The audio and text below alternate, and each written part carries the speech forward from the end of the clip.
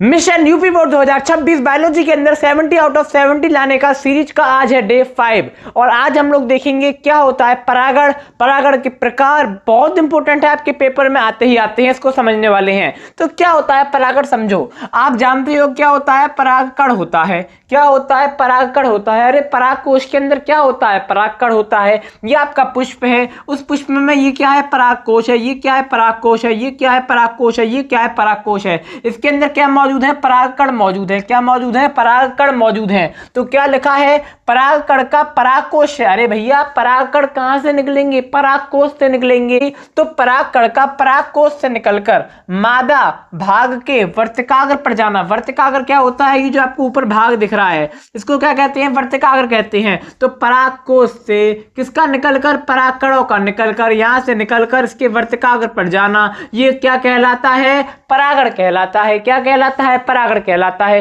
परागण कितने प्रकार का, दो प्रकार का, एक स्वपरागण और एक आपका परपरागण। क्या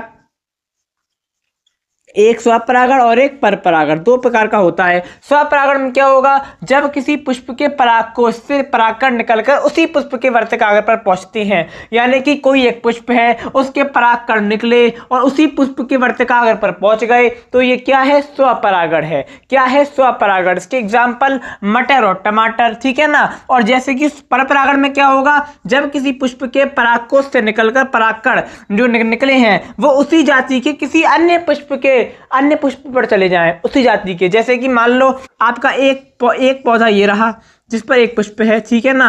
दूसरा पौधा ये रहा, इस पर एक पुष्प है, ठीक है। ये क्या है, दो पौधे हैं लेकिन इनकी जाति कैसी है, समान है। अब इस जाति के निकलकर इसी में चले जाएं, परागकण निकलकर इसी जाति के किस में चले जाएं, वर्तिकाग्र में चले जाएं, तो ये कौन सा परागण हो गया, स्वपरागण हो गया। अब यहाँ पर क्या हो, जाति समान है, यहाँ से परागकण निकले और उसी जाति के दूसरे पौधे के पुष्प के वर्तिकाग्र पर चले जाएं, तो ये क्या हो जाएगा, परपरागण हो जाएगा, सिंपल सा। और परपरागण के एग्जाम्पल कौन हैं, तो मक्का, बोलिस्नेरिया। आशा करता हूं कि आपको समझ में आ गया होगा। अब हम लोग मिलेंगे इसके डे 6 के अंदर, तब तक के लिए धन्यवाद।